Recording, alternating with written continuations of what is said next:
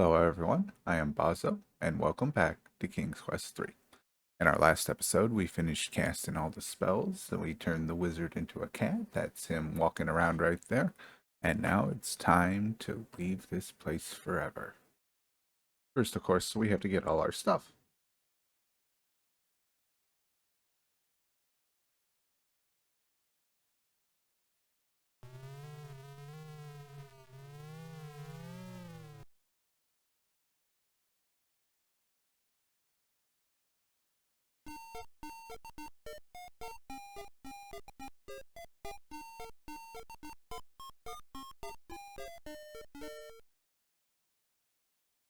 The sailors peer at you through bleary eyes and continue swilling their rum. One, who looks like the captain, pauses and drunkenly slurs, "Aye, me bucko, be ye wanting passage on me ship? What you running from? Ah, it's no matter, as long as ye got gold. Let's me see how much ye got." As you bring out the purse, the captain snatches it from your hand and says, "Aye, lad, I sees ye do have a wee bit o' gold. It's lessen me regular fare, but I'll gives ye passage anyways. We'll be waiting for ye at the wharf, but not for long." The captain and his men down their rum in one long draught, then leave the tavern.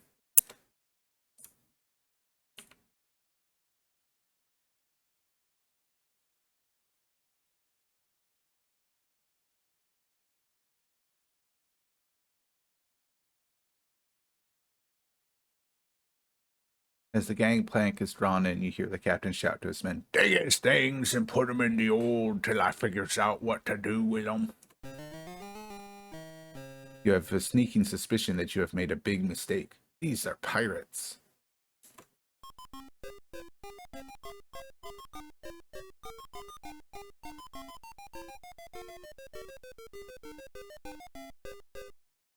Nothing like a little salt air to perk up a boy's spirits. All things being equal, you might have enjoyed this ocean voyage. However, you have found your accommodations to be slightly less than satisfactory.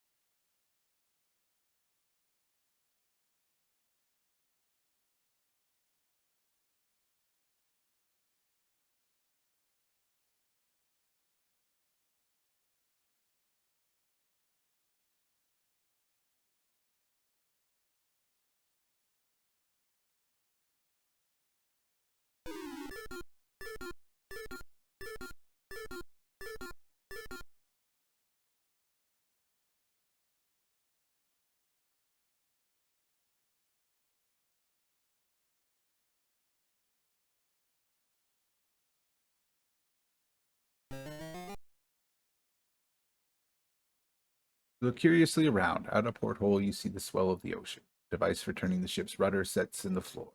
A rope ladder extends up through an opening in the ceiling.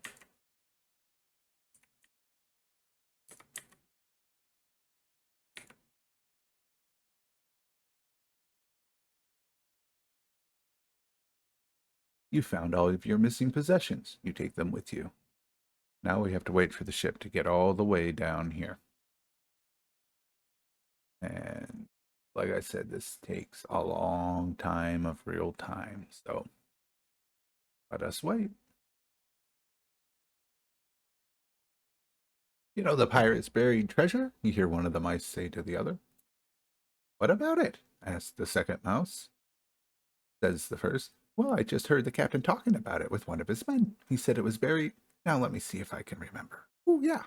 He said it was buried near a lone palm tree. From the palm, you walk 5 paces to the east and then start digging. Too bad we can't do anything about it, muses the other mouse.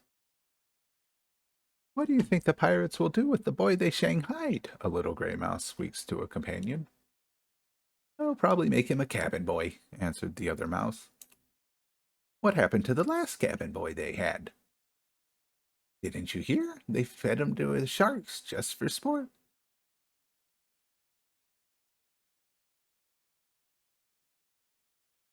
This is the only entertainment you get while you wait on this boat.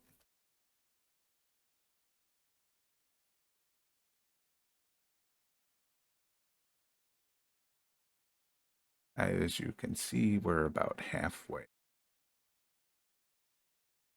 Do you know where the pirates are taking us? One gray mouse asks the other.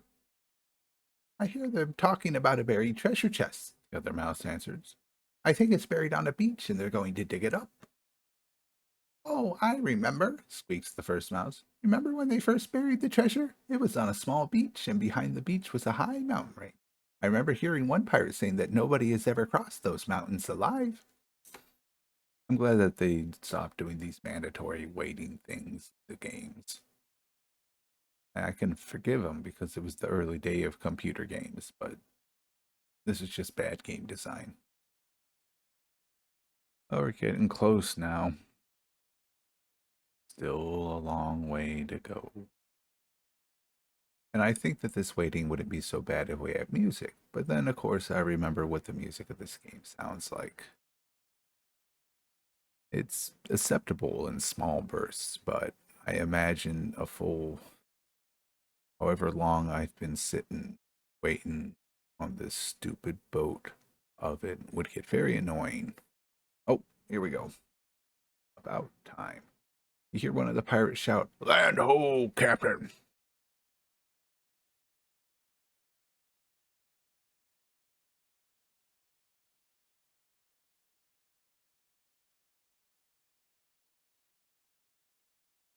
As your sleep spell takes effect, a silence suddenly descends over the ship.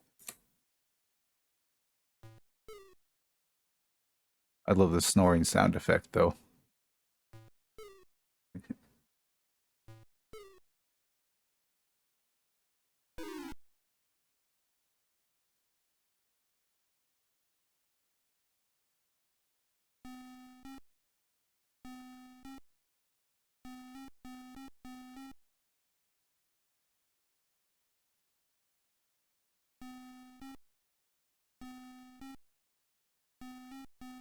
This should be the palm tree.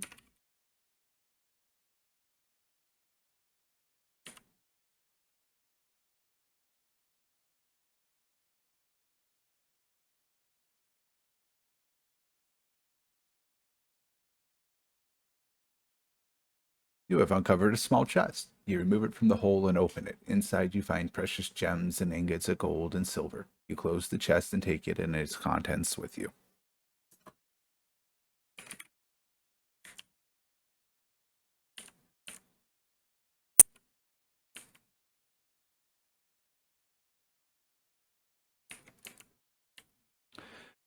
And because one mountain path just isn't enough, you are at the foot of a high, snowy mountain range. A cliff looms before you with a tricky path winding its way up the steep face.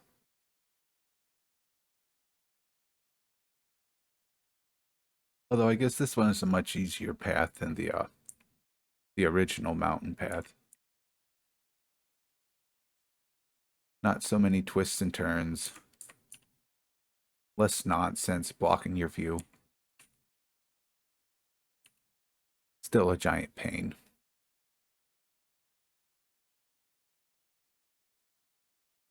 The snow-capped mountains advance forever upward. A narrow path skims along the top of a precipitous ridge. As you look down, you see the steep cliff below you.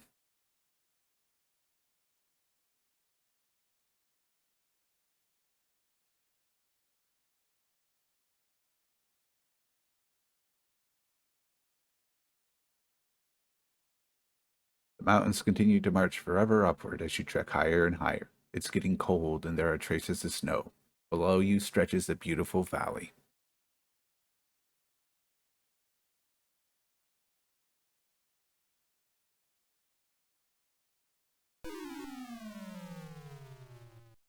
The Sierra is a jerk.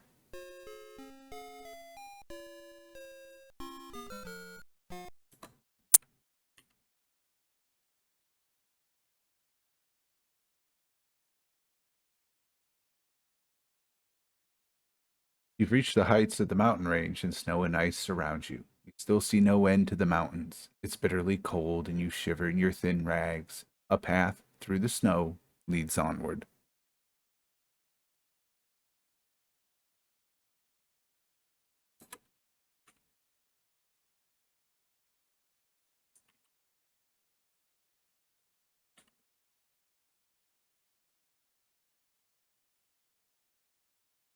You have reached the summit, but still the snowy mountains continue relentlessly forward. What is this? A cave with a snowy path leading to it?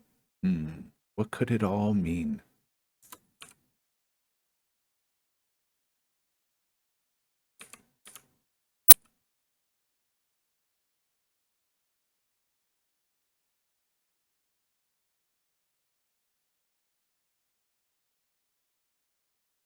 This cave is disgusting. It reeks of rotted flesh, half chewed bones, and numerous creatures are scattered everywhere. Your skin crawls as you look at the sight before you. This is definitely not a good place to be.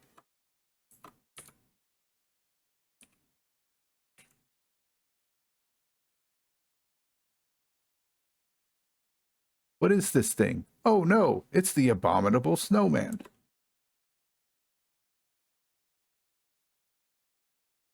The terrible hairy creature grabs you with bone crushing force. You resist, but it is no use. He carries you away to his cave, where you meet an early and unspeakable demise.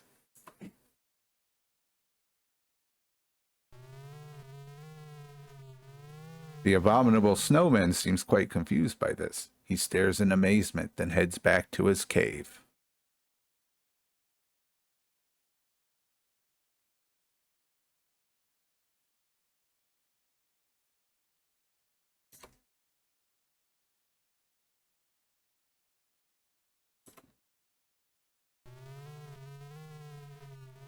You have made the very top of the snowy mountain range. The snowpath ends here at a cliff.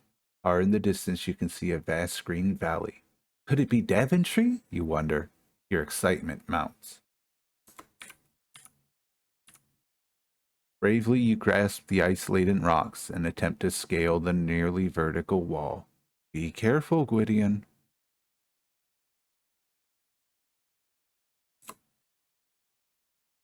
You congratulate yourself on successfully eluding the abominable snowman.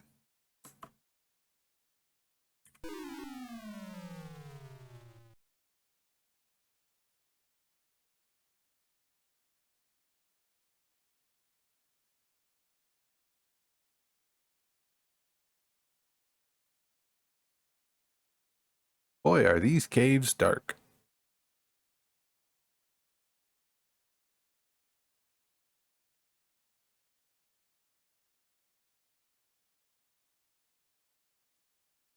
There's really only like one way to go on each of these paths. They only have this in here for cheap deaths. It's the Sierra way, I suppose, but it is rather annoying.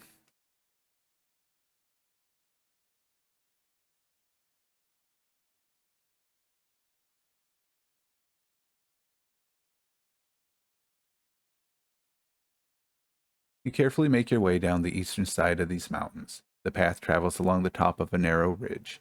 Looking back, you see the snowy peaks through which you so recently journeyed. Whew! You wipe your brow as you feel the worst is now behind you.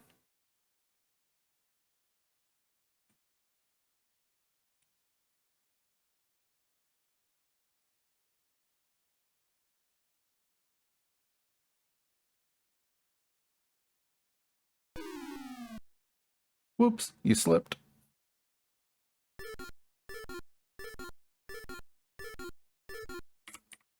You look upward and view the mountain range you so artlessly crossed. Well, you made it to Daventry. But what is this? It looks like a cave leading deep into the mountain. You see evidence that a door once covered this cave entrance. Huge boulders lie scattered about, apparently from tumbling down the mountain.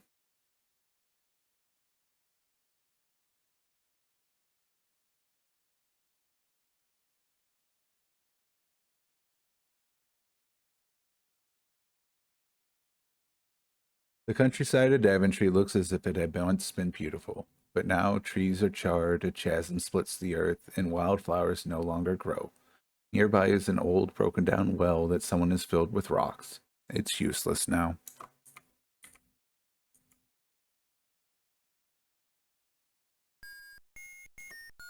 You stare at the rundown shack. Upon the porch, a withered gnome rocks in a creaky old rocking chair, whistling a merry tune. The shack leans heavily to one side, and you wonder why it doesn't fall.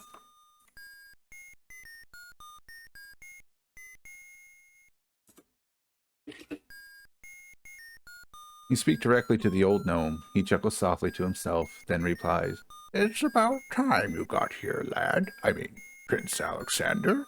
Welcome home. Heaven knows we need you. Daventry's been suffering for years now since that despicable dragon came." The old gnome narrows his eyes to slits and leans forward in his chair. "That monster demanded the sacrifice of your poor sister, Princess Rosella, and I'm afraid time is running out. Your parents, the king and queen, are suffering such grief they have locked themselves in yon castle and refuse to see anyone." Staring intently at you, the gnome goes on. "It's up to you, Alexander. Your country and family need you. It's written in the wind." The wizened gnome relaxes and settles back in his chair. He begins whistling again.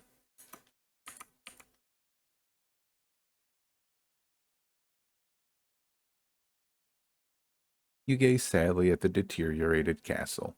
It's obvious that it was once proud and beautiful, but now its banners are torn, its stones and statue work crumbling, and the moat has been drained. It's as if no one cares anymore.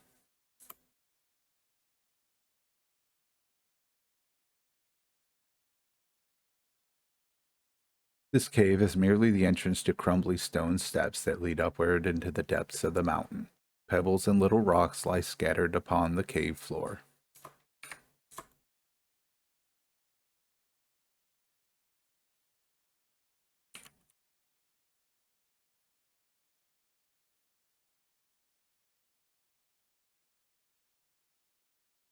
Now, as far as I know, these are like the only stairs in all of Sierra that are perfectly aligned that you can just use the numpad to go up diagonally and you just walk up them. Crumbled stone steps go upward into the depths of this mountain.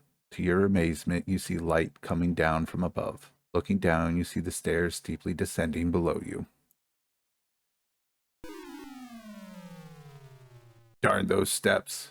Yeah, that's how I feel every time I come across steps in Sierra games.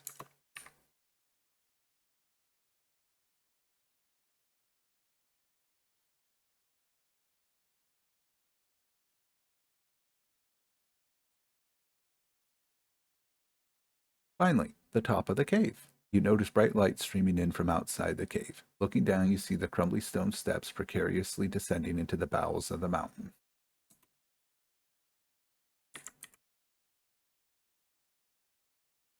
It feels strangely hot up here.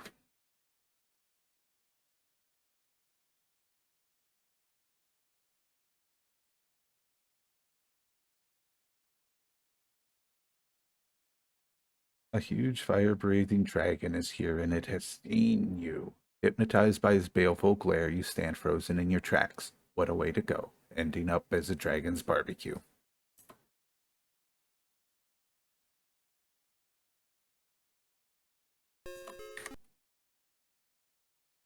Looking around, you see clouds surrounding this small bit of land like a white cottony sea. Charred stumps of trees spoil the scene.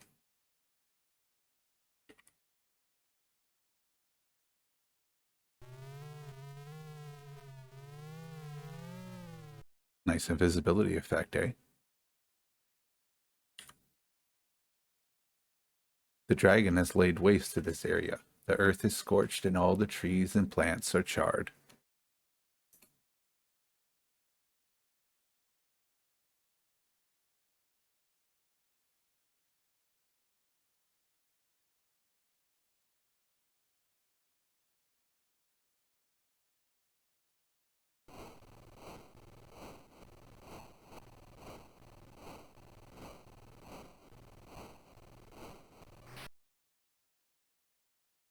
Bolts of lightning strike the huge dragon. He howls in pain and falls to the ground, dead.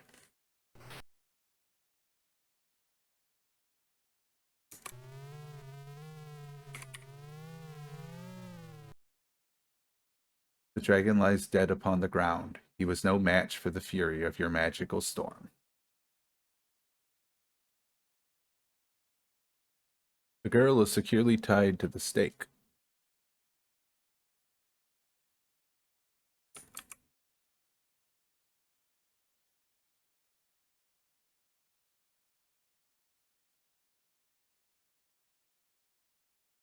Help me, untie me, Princess Rosella screams. You rapidly untie Princess Rosella from the wooden pole. She looks bewildered as to who her benefactor may be. I'm your long-lost brother, Prince Alexander, you proudly exclaim. The girl looks doubtful. I'll explain it all later, you continue, realizing that now is not the time for this. Just follow me. Let's go meet the folks. With mixed emotions, the girl agrees to follow you.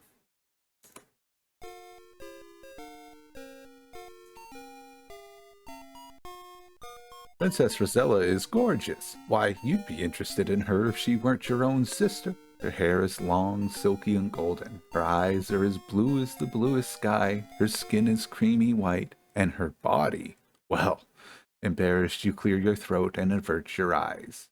Now, I have played Crusader Kings before. And I have read about the Habsburgs. So I understand this is just him proving his prince bona fides. He planted a brotherly kiss upon Princess Rosella's soft cheek. You know how they were talking about her body? Yeah, check out those old school jiggle physics.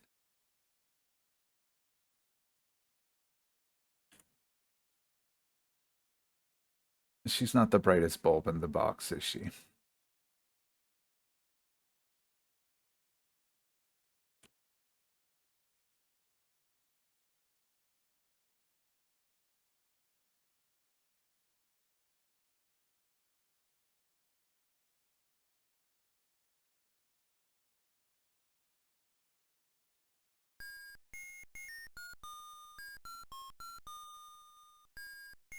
Oh, yippee! You did it, your majesty! The gnome squeals in delight. I knew you could save us all. King Graham and Queen Valenice will be overjoyed to see you two.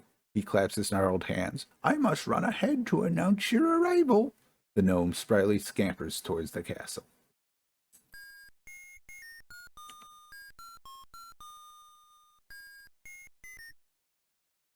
The castle doors are wide open to welcome home a long-missing son and a much-loved daughter.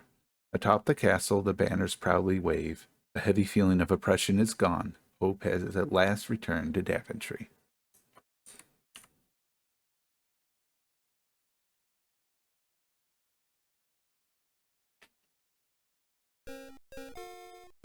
You nervously enter the throne room with your sister, Princess Rosella. Before the twin thrones stand your parents, King Graham and Queen Valenice.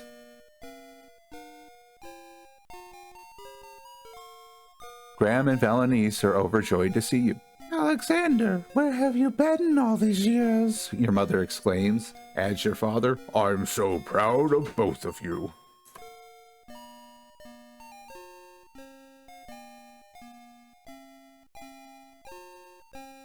What a joyous family reunion. You are home at last. I like how they kept King Graham yellow, like he is in the early King's Quest games. And everyone else is that ugly pinkish color.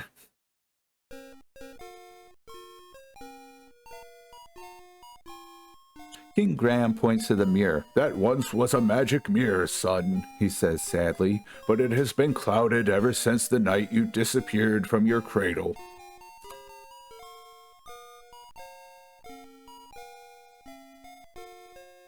Before your astonished eyes, the magic mirror clears. Before your astonished eyes, the magic mirror clears and shines anew with brilliant clarity. Queen Valenice cries in delight. The terrible dragon is dead, our children are home, and the future looks bright for us all. King Graham lovingly retrieves his adventurer's hat with the red feather.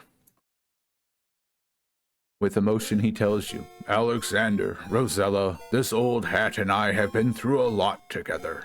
Now it's time he had a new traveling companion. He flings it in your direction. Up and up it gently arcs. You raise your arms to catch it, and so does Princess Rosella. Down it comes, nearer and nearer. The end.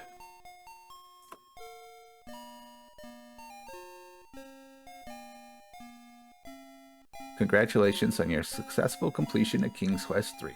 We hope you have enjoyed playing as much as we enjoyed creating it for you.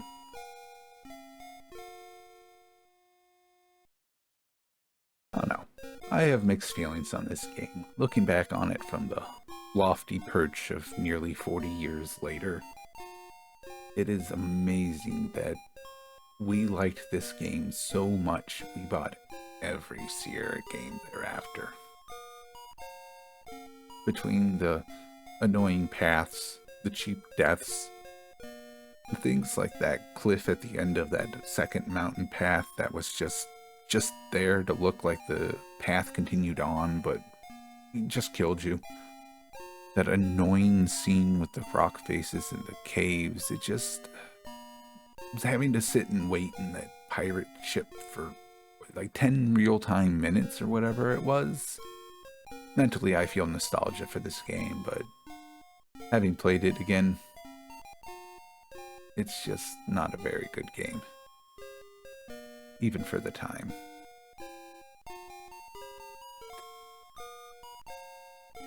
May the adventuring continue with King's Quest IV.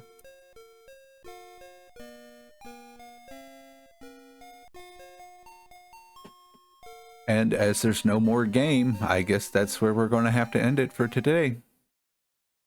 Thanks for watching, like, subscribe, all that nonsense, and I will see you next time.